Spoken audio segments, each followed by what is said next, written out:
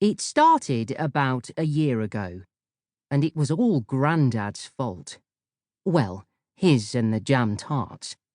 I was just licking the last of it off my fingers when he said, "We should grow our own chipstick." "Jam tarts?" I asked. "Raspberries," he grinned. "Then we could make our own jam for Nana's tarts. We could mix them up too, strawberry and blackberry, gooseberry and raspberry. Just think of the possibilities. Delicious." It did make a pretty good picture in my head. A vast plate-sized jam tart with different coloured sections like a multi-topping pizza. "And more, too," Grandad went on, before I could dive further into the jammy dream. "Radishes, beans, onions, cauliflowers, you name it, we could grow it." Suddenly, I wasn't so sure it was a great idea. Strawberry and cauliflower jam. Ew. Anyway, I had enough fruit and vegetables to deal with, what with Mum shoveling in my 5 a day. I mean, she even sneaked dried fruit into perfectly good flapjacks, as if I wouldn't notice. But Grandad wasn't one to let go of an idea once it had fluttered down and settled. So on Saturday morning, there we were at the end of his garden, up to our ears in mud, digging away at what looked to me like a monster jungle. In fact, I was beginning to realise why Mom had offered me provisions for my trip to the Amazon. Without the nettles and brambles, my grandparents' garden was probably half as big again and ran all the way down to the fields beyond. "I've been wanting to get stuck into this since we moved in," Grandad told me, pausing to catch his breath. "But what with one thing and another, I just don't seem to have found the time." I stopped digging and scraped my spade across a clod of mud. I know you have no idea what he was talking about, but I did. I knew exactly what he meant by one thing and another. "Sorry," I muttered, because I really was. He rested his arm on his spade and leaned towards me. "Now, there's something you should know about my Grandad.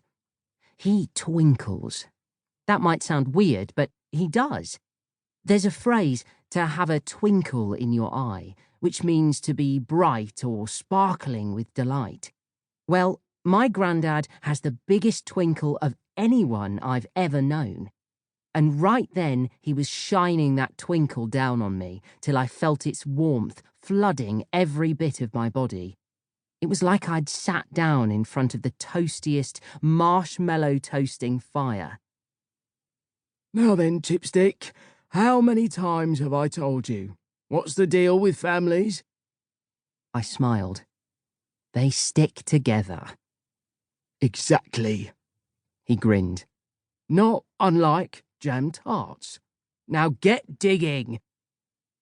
So I did. The worst thing to dig up was this stuff Grandad called bongleweed. It wound itself around everything, clinging to roots, shoots and shrubs for dear life. Soon enough, I was in an almighty tug of war, boy against plant, and for a moment there it really looked as if the evil bongle plant overlord might win. But I dug, and scraped, and pulled, and heaved, until all that was left was a patch of earth, and the strangest-looking plant I'd ever seen. It was taller than me, and my blistered hands would have only made it halfway around the trunk.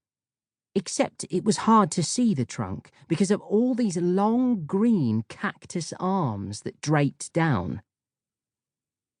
"It looks like a giant upturned mop head," declared Grandad. "But, you know, green and spiky and knobbly too."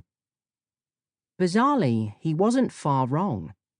Sprouting from some of the cactus arms were vivid yellow and orange tendrils, like bursts of flames. And on each one of those nestled a fruit.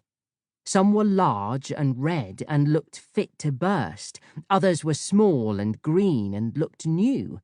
But all of them had weird, spiky, pineapple-like leaves. They were so unlike anything I'd ever seen in our fruit bowl at home, I found myself reaching up to touch them.